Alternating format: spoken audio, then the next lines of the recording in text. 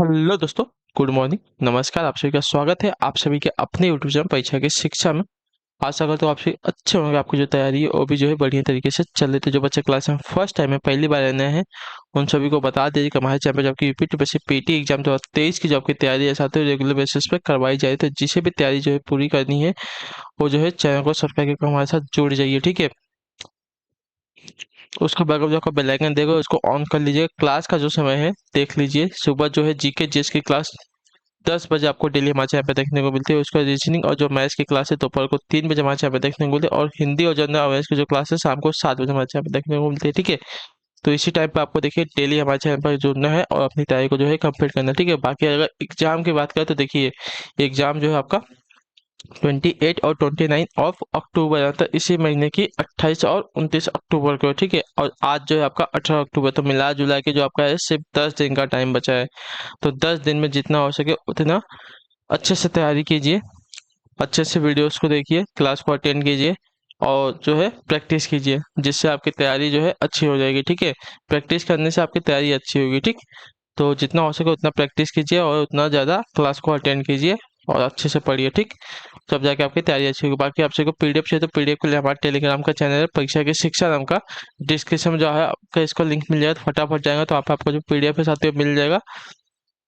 वहाँ पर जाइए, पीडीएफ को डाउनलोड कीजिए, अपनी तैयारी को जो है कंप्लीट कीजिए, ठीक है।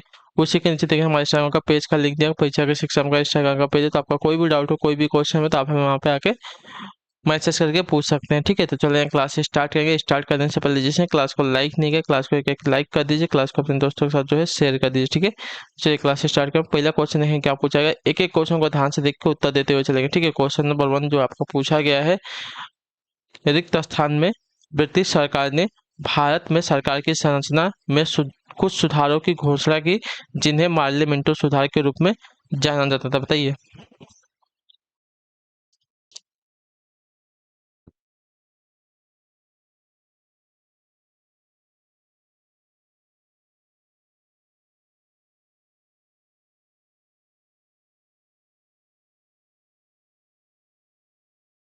कि इसमें जो है ब्रिटिश सरकार ने भारत में सरकार की संरचना में कुछ सुधारों की घोषणा की, जिन्हें मार्ले मिंटो सुधार के रूप में जो है जाना जाता है।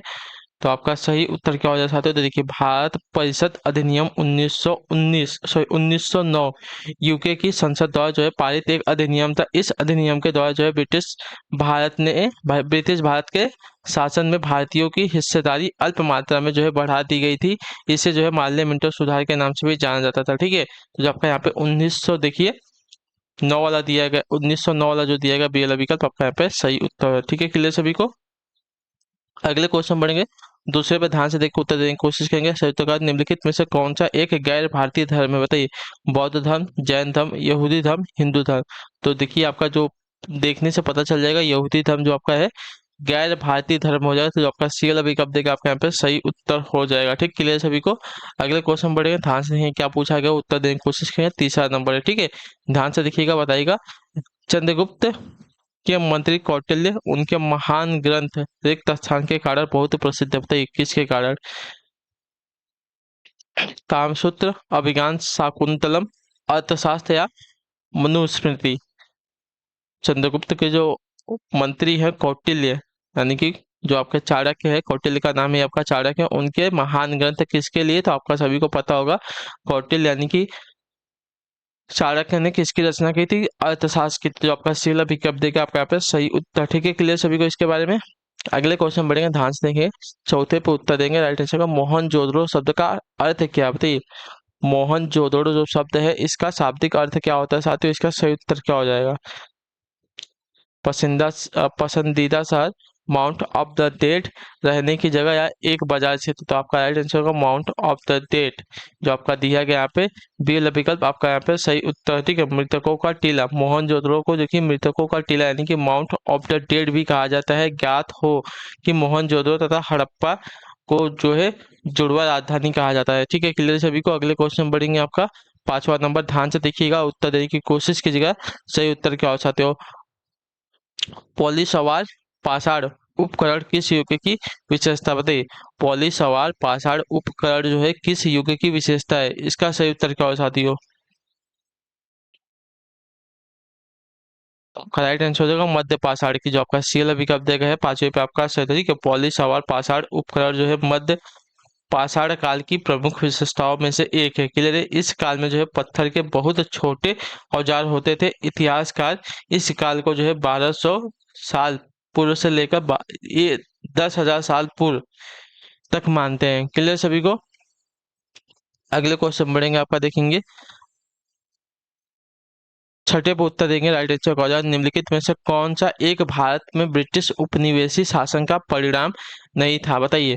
निम्नलिखित में से कौन सा जो है एक भारत में ब्रिटिश उपनिवेशी शासन का परिणाम नहीं था साथियों। इसका सही उत्तर क्या हो जाएगा, भारत कृषि का विनाश, भारतीय कृषि का विनाश, भारतीय उद्योगों का विनाश, भारतीय व्यापार का विनाश, भारतीय सामंतवाद का विनाश। तो आपका राइट आंसर हो जाएगा भारतीय सामंतवाद का विनाश, जो आपका दिया गया यहाँ पे डी वाला विकल्प आपका यहाँ पे सही सही उत्तर हो जाएगा इसका। ठीक है, क्लियर सभी को। ब्रिटिश उपनिवेश का जो है भारतीय कृषि, भारतीय उद्योग तथा भारतीय व्यापार का विनाश हुआ। कृषि के वाणिज्यीकरण से कृषकों व मजदूरों का शोषण बढ़ गया। इसका वर्णन जो है दीनबंधु मित्र ने उपन्यास नील दर्पण में वर्णन मिलता है। ठीक है।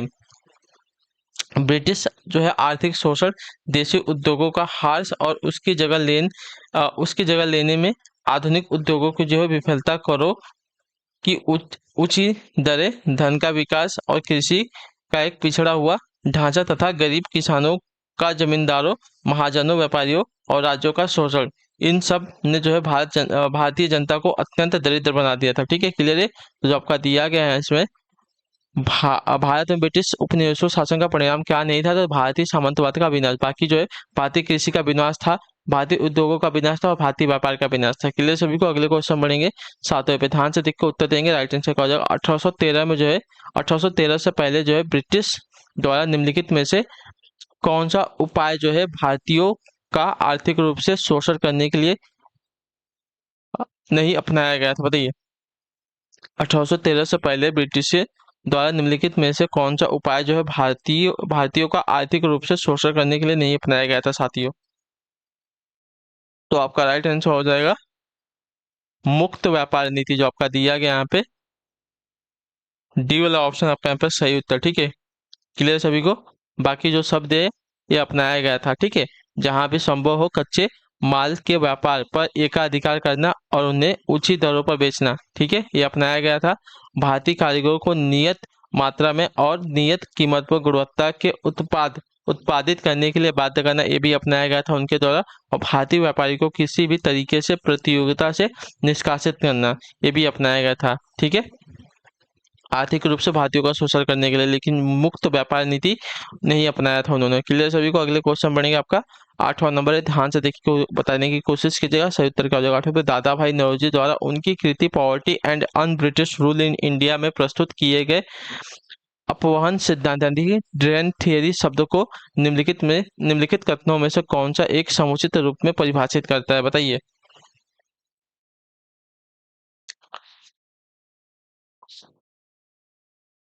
तो आपका राइट आंसर होगा कि भारत की राष्ट्रीय संपत्ति या कुल वार्षिक उत्पाद का एक हिस्सा जो है ब्रिटेन को निर्यात किया जा रहा था, जिसके लिए भारत को कोई महत्वपूर्ण प्रतिफल नहीं मिलता था। जो आपका यहाँ पे दिया गया ये वाला विकल्प आपका यहाँ पे सही है। ठीक है, दादा भाई नौरोजी ने अपनी पुस्तक जो है the poverty and un British rule in India के धन निष्कासन का सिद्धांत यानी कि ड्रेन ऑफ वेल्थ थियरी, ठीक है, ड्रेन ऑफ वेल्थ थियरी का उजागर किया। उन्होंने इस अनिष्ट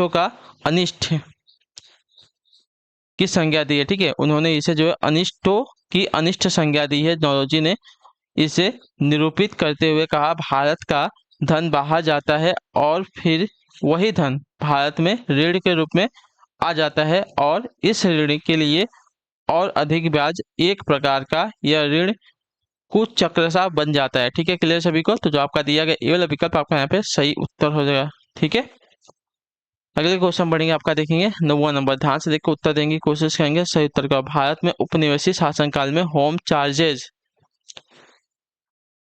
भारत में संबंधित दोहन का महत्वपूर्ण अंग था। निम्नलिखित में से कौन सी निधि या निधियां होम चार्जेस की संगठक थी, बताइए। भारत में उपनिवेशी शासनकाल में होम चार्जेस जो है भारत से संबंधित दोहन का महत्वपूर्ण अंग था। निम्नलिखित में से कौन सी निधि या निधियां होम चार्जेस की संगठक थी साथियों? इसका सही उत्तर क्या होगा? तो आपका राइट आंसर होगा लंदन में इंडिया ऑफिस के भरण पोषण के लिए उपयोग में लाई जाने वाली निधि, जो आपका दिया गया ए वाला विकल्प आपका यहाँ पे सही उत्तर। ठीक है, क्लियर सभी को इसके बारे में? अगले क्वेश्चन बढ़ेंगे, ध्यान से देखेंगे क्या पूछा गया। अच्छा, हाँ, तो सिर्फ केवल एक वाला आपका यहाँ पे सही हो जाएगा। ठीक है, अगले क्वेश्चन बढ़ेंगे, ध्यान से देखेंगे। आपका 10वें पे उत्तर देंगे राइट आंसर का। किस कंपनी ने सर्वप्रथम भारत में रेल सेवा प्रारंभ की थी? तो आपका सही उत्तर क्या होगा साथियों, बताइए। किस कंपनी ने सर्वप्रथम भारत में रेल सेवा को शुरू किया? तो आपका राइट आंसर होगा ग्रेट इंडियन पेनिनसुलर रेलवे ने, जो आपका दिया गया पर डी वाला ऑप्शन आपके पास है। ठीक है, लॉर्ड डलहौजी के समय में पहली रेल सेवा 16 अप्रैल 1853 को बंबई से थाने के मध्य शुरू की गई। इस रेल मार्ग का जो निर्माण है ग्रेट इंडियन पेनिनसुलर कंपनी से निर्मित किया गया था। ठीक है, क्लियर सभी को? अगले क्वेश्चन बढ़ेंगे, ध्यान से देखेंगे, उत्तर देने की कोशिश करेंगे। सही उत्तर का जो आपका 11 नंबर है। ठीक है, 2011 की जनगणना रिपोर्ट के अनुसार निम्नलिखित में से किस राज्य में जनसंख्या घनत्व सर्वाधिक है? तो आपका सही उत्तर क्या होगा साथियों? तो आपका सही उत्तर हो जाएगा बिहार राज्य में, जो आपका दिया गया डी वाला विकल्प आपका यहाँ पर सही उत्तर। ठीक है, भारत का सर्वाधिक जनसंख्या घनत्व वाला राज्य जो आपका बिहार है। इसके बाद जो है पश्चिम बंगाल, केरल, उत्तर प्रदेश राज्य आते हैं। ठीक है, अगले क्वेश्चन बढ़ेंगे आपका 12 नंबर। आंध्र प्रदेश का निम्नलिखित में से कौन सा क्षेत्र जो है सक्रिय रूप से पेट्रोलियम के उत्पादन से जुड़ा? बताइए, आंध्र प्रदेश का निम्नलिखित में से कौन सा क्षेत्र जो है सक्रिय रूप से पेट्रोलियम के उत्पादन से जुड़ा हुआ है साथियों? तो आपका राइट आंसर हो जाएगा कृष्णा गोदावरी बेसिन, जो आपका दिया गया यहाँ पे बी वाला विकल्प आपका यहाँ पे सही उत्तर हो जाएगा आपका। ठीक है, क्लियर है? अगले क्वेश्चन बढ़ेंगे आपका 12-13 पे उत्तर देंगे, सही उत्तर का चाहते हैं। ठीक है, पूछा गया आपका यूरोप के उच्चतम पर्वत शिखरों में से एक आपका जो है माउंट एल्ब्रस कहाँ पर स्थित है? बताइए, यूरोप के उच्चतम पर्वत शिखरों में से आपका एक माउंट एल्ब्रस है, कहाँ पर स्थित है? इसका सही उत्तर क्या हो जाएगा? तो इसका राइट आंसर हो जाएगा आपका रूस में, जो आपका दिया गया यहाँ पे सी विकल्प आपका यहाँ पे। ठीक है, एल्ब्रुस पर्वत एक प्रसुप्त ज्वालामुखी है जो कॉकेस क्षेत्र के कॉकस पर्वत श्रृंखला में स्थित है। एल्ब्रुस रूस के काराचाय चरक्सिया क्षेत्र में स्थित है, याद रखिएगा, और जॉर्जिया सीमा से काफी नजदीक है। ठीक है, क्लियर सभी को? अगले क्वेश्चन बढ़ेंगे आपका 14 पे उत्तर देंगे राइट आंसर। निम्नलिखित में से कौन सी घाटी जो है हिमालय पर्वत श्रृंखला में स्थित नहीं है? बताइए, करेवास, भागीरथी, काठमांडू, अराकू। तो आपका राइट आंसर होगा अराकू हो जाएगा, जो डी वाला विकल्प देगा है सही उत्तर। ठीक है, अराकू घाटी जो है आंध्र प्रदेश राज्य के विशाखापट्टनम जिले में एक पर्वतीय स्थान है। यह घाटी जो है पूर्वी घाट पर स्थित है और कई जनजातियों का निवास स्थान रहा है। ठीक है, क्लियर सब हो? तो कारेवास, भागीरथी और काठमांडू जो है आपकी हिमालय पर्वत श्रृंखला का हिस्सा, जो कि अराकू जो है जो आपका दिया गया है पश्चिमी, यह जो है अच्छा पश्चिमी नहीं पूर्वी घाट पर स्थित है। ठीक है, अगले क्वेश्चन बढ़ेंगे आपका 15 पे, ध्यान से उत्तर देने की कोशिश करेंगे। राइट आंसर क्या हो जाएगा? चोलनाइकन, कुरुम्बा, कट्टुनाइकन, कादर और कोरगा भारत के किस भाग की आदिम जनजातीय समूह? बताइए। तो आपका राइट आंसर हो जाएगा केरल की है, जो आपका दिया गया सी वाला विकल्प आपका यहाँ पर सही होता है। ठीक है, चोलनाइकन मुख्य रूप से दक्षिण केरल राज्य, विशेष रूप से साइलेंट वैली में निवास करते हैं, जो द्रविड़ परिवार से संबंधित है। ठीक है, नीलगढ़ी की पहाड़ियों पर तोड़ा जनजाति पाई जाती है। ठीक है, क्लियर सभी को? अगला क्वेश्चन बढ़ेंगे आपका, देखेंगे 16 पे, ध्यान से उत्तर देंगे राइट से। न्यूनतम समर्थन मूल्य यानी कि मिनिमम सपोर्ट प्राइस किसके द्वारा अनुशंसित है? बताइए, न्यूनतम समर्थन मूल्य यानी कि मिनिमम सपोर्ट प्राइस जो है किसके द्वारा अनुशंसित है? तो आपका राइट आंसर हो जाएगा साथियों कृषि लागत और मूल्य आयोग के द्वारा, जो आपका दिया गया यहाँ पे सी ऑप्शन आपका यहाँ पे राइट आंसर। ठीक है, क्लियर है? अगले क्वेश्चन बढ़ेंगे आपका, देखेंगे 17 पे, ध्यान से देख उत्तर देने की कोशिश करेंगे। राइट आंसर क्या हो जाएगा? भारत में बैंकिंग विनियमन, ठीक है, भारत में बैंकिंग विनियमन अधिनियम रिक्त स्थान में जो है पारित किया गया था, कब? तो इसका सही उत्तर क्या हो चाहते बताइए। तो आपका राइट आंसर हो जाएगा 1949 में, जो आपका दिया गया बी विकल्प आपका यहाँ पे बैंकिंग विनियमन अधिनियम 1949 से जो है पूरे देश में लागू है। इस अधिनियम के अलावा जो भी बैंकिंग से जुड़े अधिनियम हैं वे सभी जो है एक पूरक अधिनियम के रूप में कार्य करते हैं। ठीक है, क्लियर सभी को?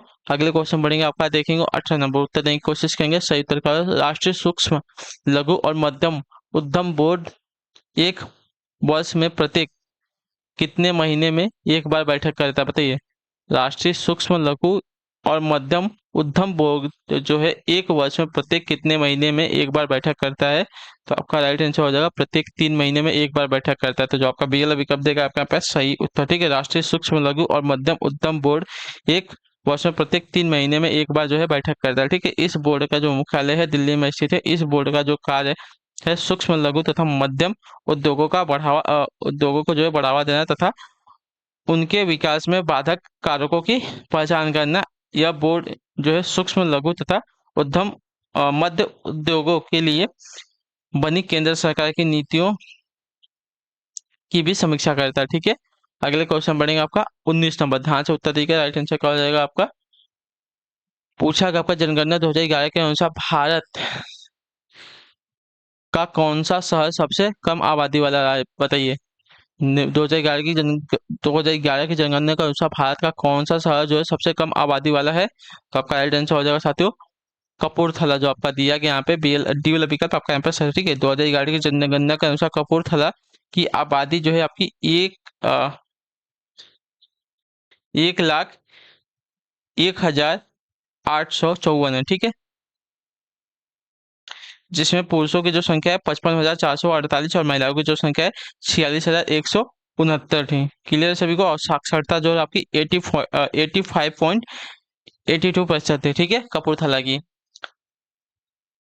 अगले क्वेश्चन बढ़ेंगे आपका, देखें क्या पूछा गया 20 पे। ध्यान से देखो उत्तर पूछेगा पश्चिम बंगाल में होने वाली मानसून पूर्व की वर्षा को क्या कहते हैं बताइए। पश्चिम बंगाल में होने वाली मानसून पूर्व की वर्षा को क्या कहते हैं?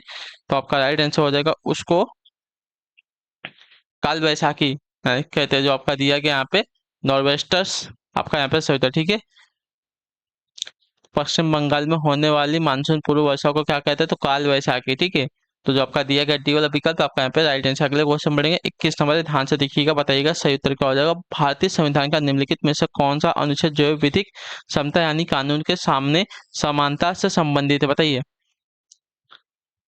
तो अनुच्छेद 14 जो आपका दिया गया यहाँ पे आर्टिकल 14 आपका यहाँ पे राइट आंसर। ठीक है, अनुच्छेद 13 में क्या किया जाए? तो अनुच्छेद 13 में जो है मूल अधिकारों से असंगत या उनका अल्पीकरण करने की विधियां दी गई है। अनुच्छेद 14 में जो विधि के समक्ष समानता का अधिकार है विधि, और अनुच्छेद 17 में जो आपका अस्पृश्यता का अंत दिया गया, और 26 में जो आपका देखिए धार्मिक कार्यों के प्रबंध की स्वतंत्रता दी गई है। ठीक है, क्लियर सभी को? अगले क्वेश्चन बढ़ेंगे आपका 22 नंबर है। ध्यान से देखिएगा, उत्तर देने की कोशिश करेगा, राइट आंसर का। अंतर्राष्ट्रीय शांति और सुरक्षा को बढ़ावा देने से संबंधित प्रावधान भारतीय संविधान के निम्नलिखित में से किस एक भाग के रूप में जो उल्लेखित है? इसका सही उत्तर क्या हो साथियों? तो आपका जो दिया गया राज्य के नीति निर्देशक सिद्धांत आपका यहाँ पर राइट आंसर। ठीक है, राज्य के नीति निर्देशक सिद्धांत यानी कि directive principles of state policy का के अनुच्छेद 51 में राज्य को अंतर्राष्ट्रीय शांति और सुरक्षा के संवर्धन हेतु प्रयास करने चाहिए। संसद जो अनुच्छेद 253 के तहत अंतर्राष्ट्रीय संधियां लागू करने के लिए जो है कानून बनाने का अधिकार रखती है। ठीक है, क्लियर सभी को? अगले क्वेश्चन बढ़ेंगे आपका 23 नंबर। ध्यान से उत्तर दीजिए, राइट आंसर। भारत में किसी राज्य के राज्यपाल की नियुक्ति प्राधिकरण निम्नलिखित में से कौन करता है बताइए। भारत में किसी राज्य के राज्यपाल की नियुक्ति प्राधिकरण निम्नलिखित में से कौन करता है? तो आपका राइट आंसर हो जाएगा साथियों भारत के राष्ट्रपति करते हैं, जो आपका दिया गया यहाँ पे सी वाला विकल्प आपका यहाँ पे राइट आंसर। अगले क्वेश्चन बढ़ेगा आपका 24 नंबर। ध्यान से देखिएगा, उत्तर दीजिएगा, राइट आंसर का 24 पे साथियों निम्नलिखित में से कौन सा कथन गलत है? ठीक है, निम्नलिखित में से कौन सा कथन यहाँ पे गलत है? देखिए क्या दिया गया, भारत के संविधान के अनुच्छेद 61 में राष्ट्रपति के महाभियोग की प्रक्रिया का वर्णन किया गया है। सही बात है। ठीक है, महाभियोग प्रस्ताव संसद में किसी भी संसद में प्रस्तुत किया जा सकता है, ये भी आपका सही है। महाभियोग प्रस्ताव सदन की कुल सदस्यता के 2/3 से अधिक बहुमत से पारित किया जा सकता है, ये भी सही है। ठीक है, तो जो आपका डी वाला दिया गया आपका यहाँ पे गलत हो जाएगा, तो आपका यहाँ पे राइट आंसर। ठीक है, राष्ट्रपति पर राष्ट्रीय सुरक्षा के उल्लंघन के लिए महाभियोग चलाया जा सकता है, आपका गलत हो जाएगा। ठीक है, क्लियर सभी को? अनुच्छेद 61 जो है राष्ट्रपति के महाभियोग से संबंधित है, वह तभी पद से हटेगा जब उसे संसद में प्रस्तुत किसी प्रस्ताव से हटाया जाए। ठीक है, जिसे प्रस्तुत करते समय संसद के 1/4 सदस्यों की समर्थन मिले। ठीक है, प्रस्ताव पारित करने से पूर्व जो है उसे 14 दिन पहले नोटिस किया जाए। प्रस्ताव सदन की कुल संख्या के जो है 2/3 से अधिक प्रस्ताव से पारित होना चाहिए। ठीक है, क्लियर सभी को। जो आपका दिया गया राष्ट्रपति पर जो राष्ट्रीय सुरक्षा के उल्लंघन के लिए महाभियोग नहीं चलाया जा सकता। अगले क्वेश्चन पढ़ेंगे आपको 25 नंबर, ध्यान से देखेंगे, उत्तर देंगे। सही उत्तर का भारतीय संविधान के अनुच्छेद 161 के अनुसार निम्नलिखित में से किसे सजा माफ करने या सजा में हेरफेर करने की शक्ति प्राप्त है? साथियों, इसका राइट आंसर हो जाएगा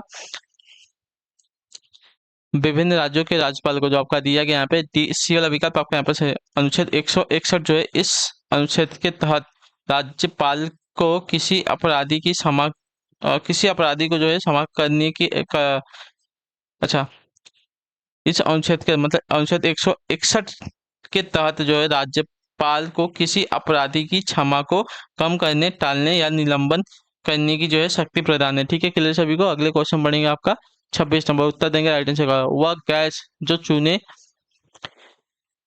के पानी को दूधिया रंग में परिवर्तित कर देती है, कौन सी बताइए? वह गैस जो चूने की पानी को दूधिया रंग में परिवर्तित कर देती है, कौन सी होती है? तो आपका राइट आंसर हो जाएगा साथियों कार्बन डाइऑक्साइड होती है। जो आपका दिया गया यहाँ पे सी वाला विकल्प आपका यहाँ पे सही उत्तर। ठीक है, क्लियर सभी को। अगले क्वेश्चन बढ़ेंगे, ध्यान से देखेंगे, आपका 27 नंबर, उत्तर दीजिएगा राइट आंसर का साथियों। ठीक है, पूछा गया आपका दूध उत्पादक मादा मवेशी को क्या कहते हैं, बताइए? दूध उत्पादक मादा मवेशी को क्या कहते हैं साथियों? 27 पे राइट आंसर क्या हो जाएगा? तो आपका राइट आंसर हो जाएगा साथियों दुधारू पशु, यानी कि मिल्क एनिमल कहते हैं। जो आपका दिया गया सी विकल्प आपका यहाँ पर सही उत्तर। क्लियर है। अगले क्वेश्चन बढ़ेंगे आपका 28 नंबर, उत्तर देंगे राइट आंसर का। वनस्पति प्रवर्धन के बारे में निम्नलिखित विशेषताओं में से कौन सी उपयुक्त नहीं है, बताइए? वनस्पति प्रवर्धन के बारे में निम्नलिखित विशेषताओं में से कौन सी उपयुक्त नहीं है? तो आपका राइट आंसर हो जाएगा साथियों यह हमें विभिन्न रंगीन फूलों के विभिन्न संयोजन को प्राप्त करने में मदद करता है। जो आपका दिया गया यहाँ पे ये वाला विकल्प 28 पे आपका सही उत्तर। ठीक है, क्लियर सभी को। तो जो आपका ये वाला विकल्प देगा आपका यहाँ पे सही है। प्रवर्धन, इस प्रकार का अलैंगिक प्रजनन सिर्फ पौधों में होता है। कायिक प्रवर्धन में पुराने पौधों के हिस्से जैसे तने, जड़ और पत्तियों का प्रयोग नए पौधों को उगाने में किया जाता है। पुराने पौधों में जो है पुराने पौधों में निष्क्रिय स्थिति में जो है मौजूदा अंकुर को जब अंकुर स्थितियां जैसे नमी और ताप दिया जाता है तब वे नए पौधे के रूप में उगने लगते हैं और विकसित होने लगते हैं। ठीक है, क्लियर है। तो यह हमें विभिन्न रंगीन फूलों में विभिन्न संयोजन को प्राप्त करने में मदद करता है। आपका जो दिया गया है प्रवर्धन के बारे में आपका गलत विशेषता हो जाएगा। ठीक है, अगले क्वेश्चन बढ़ेंगे आपका 29 नंबर, उत्तर देंगे राइट आंसर। निम्नलिखित में से किस समूह को जो है गलत जीवों द्वारा प्रतिनिधित्व किया जाता है, बताइए? निम्नलिखित में से किस समूह का जो है गलत जीवों द्वारा प्रतिनिधित्व किया जाता है? इसका सही उत्तर क्या होगा? तो आपका राइट आंसर हो जाएगा एम्फिया, तोड़। एम्फिया में देखिए क्या देगा, तोड़, सैलामेंडर और गिरगिट दिया गया, आपका यहाँ पे गलत हो जाएगा। ठीक है, उभयचर वर्ग यानी कि जो क्लास एम्फिया है, इस वर्ग के सदस्य जो है जल और स्थल दोनों में पाए जाते हैं, इसलिए इनका जो नाम है एम्फिया या उभयचर। एम्फी यानी कि बोथ होता है, दिया गया है। ठीक है, क्लियर सभी को।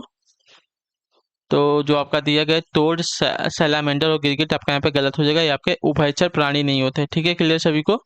बाकी मैमेलिया में आपका चमगादड़, डॉल्फिन, व्हेल पाए जाते हैं।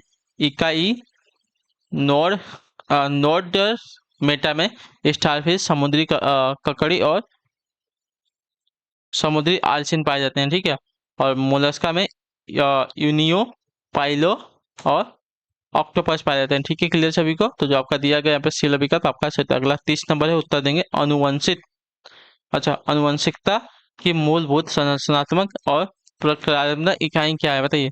अनुवंशिकता की मूलभूत संरचनात्मक और प्रक्रियात्मक इकाई निम्न में से क्या है? तो आपका राइट आंसर हो जाएगा साथियों जीन। जो आपका दिया गया डी वाला विकल्प 30 पे आपका सही। ठीक है, क्लियर सभी को।